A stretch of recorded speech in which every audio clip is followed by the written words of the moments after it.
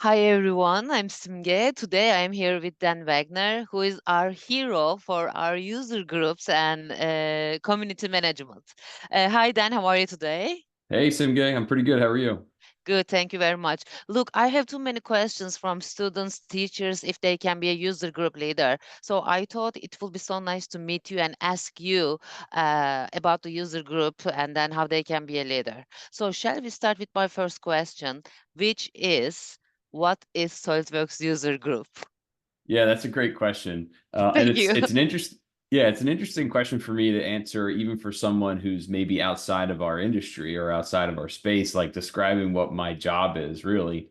And the easiest way to think about a user group is it's a networking space for SolidWorks users to connect, share tips and tricks, share stories of how they use SolidWorks, find out about upcoming job openings or upcoming projects, basically meet new SolidWorks users in their area. And for me, describing it to like an external person, I've always said it's like a SolidWorks social club where people get together and get to hang out and talk about SolidWorks with other people who want to do the same thing. Yeah, it's amazing. I mean, we have millions of SolidWorks users worldwide, and I wonder, this program, SolidWorks User Group program, is it worldwide, and how many countries has their user groups? Yeah, it's absolutely worldwide. It's one of the things that when we onboard a new user group leader, we try to explain how big the SolidWorks network is, but then how big the SWUGN community is, the SolidWorks User Group Network community, because there's 7.5 million SolidWorks users in the world right now. Correct. And we finished last year with about 40,000 members in SWUGN. So for me, when I'm describing the network, I tell somebody, hey, you're deciding to be part of a much more active, very connected group of SolidWorks users, 40,000 users within that 7.5 million person network. And like last year, just to give you an idea for again activity, we had about 150 groups have at least one meeting in all over the world, right? In a lot of different countries, and we're looking, of course, to continue to expand that this year as well. Wow, it's amazing. So, but how people can apply to be a user group leader? How they can be Yes, a user group leader? the easiest way to do that is if they go to swugn.org, which is our landing page. That's SWUGN.org. There's a button on there that says Become a Leader, and that brings you right to our application. And we have a very efficient, very easy onboarding process for new user group leaders. And it's interesting because, again, we're taking applications from people all over the world. And a 10 a.m. Eastern time zone meeting is not always convenient for our friends in India or our friends in parts of Asia. And I'm always more than willing to meet in very early hours of the morning here, very late in the evening here to accommodate leaders all over the world. So anybody can reach out. Excellent. When you say anybody, is there any age requirement? Because when students ask me if they can be a leader, I think they're supposed to be 18, but you are the Yeah, master, you tell us. Yeah, that is correct. We do ask that the leaders be over 18. Part of the reason for that is we have to collect information and work with those folks, and we need them to be over 18 to be able to do some of those things.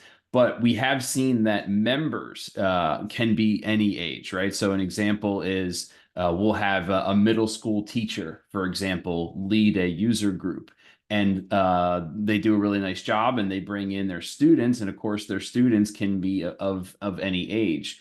And actually, I think for a student or for someone in education looking to be part of the network, that's the key component to success, is getting a faculty member or getting one of the educators to help lead the group, help fill out the application, help be part of it.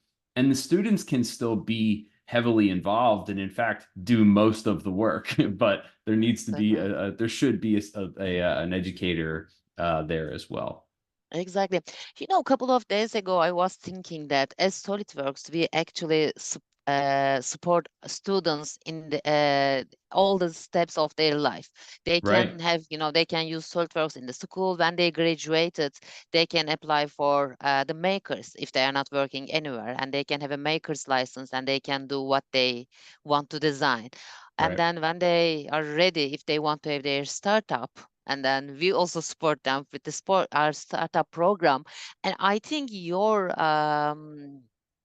program, which is user group meetings and the leadership, it's also the part of this, because it helps them to network the Yeah. other people who might do the same thing, who might go with the same steps. They all, they are going to be, if they want to be a CEO of their own company, or if they want Right. to be a successful engineer, they can connect anyone from America to Turkey, from Turkey to India, India Yeah. to Paris. It's like a big connection, big network, Right.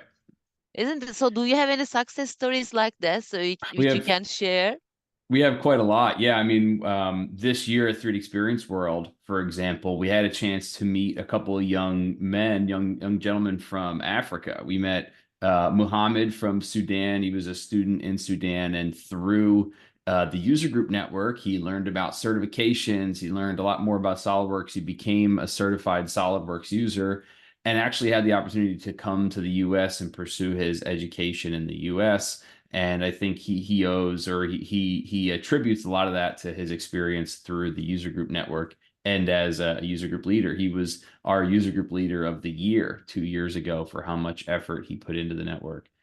We also got a chance to meet Yaya. Yaya is another great student from Egypt, has focused a lot on certification, has focused a lot on building his SolidWorks skills. And he had a chance to come and network and come to 3D Experience World and continue his learning path there. So yeah, we have a lot of success stories, a lot of interesting paths, I think, for user group leaders to take through their career and through the SolidWorks community. I like to use another example of, we have in maybe one region, right, we'll have a traditional user group, which a traditional user group is basically a leader serving many SolidWorks users at many companies. Let's just say, right, there's many companies within a region, and that leader is helping to connect all of those different companies.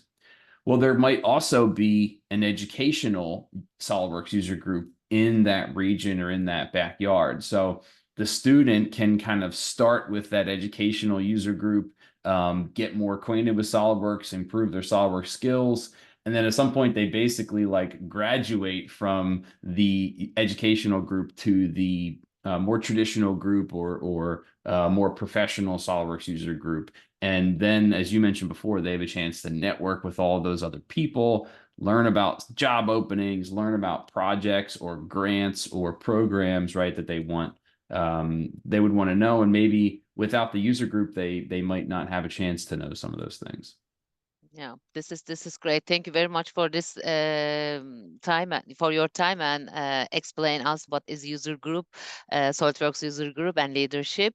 Thank you for your time, Dan, and I hope see you again.